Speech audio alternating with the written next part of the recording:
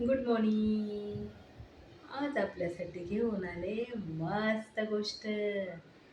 गोष्टीचं नाव आहे प्रयत्नांती परमेश्वर. एकदा काय झालं, एक कावळा, त्याला खूप तहान लागली होती, म्हणून इकडे तिकडे पाणी शोधत होता. त्याला दिसला एक हंडा. त्या हंड्यामध्ये पाणी होतं, पण पाणी खूप तळाशी गेलेलं होतं.